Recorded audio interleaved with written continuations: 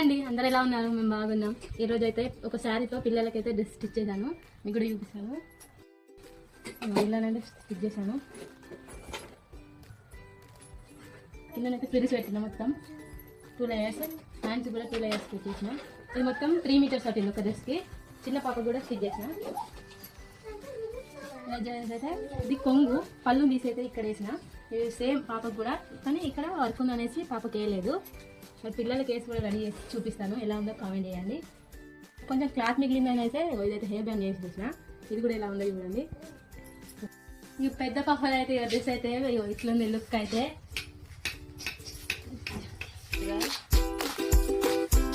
ఇదైతే ఇక్కడ వేసేసిన చాలా బాగుంది. ఫస్ట్ టైం ట్రై చేసిన ఇదైతే.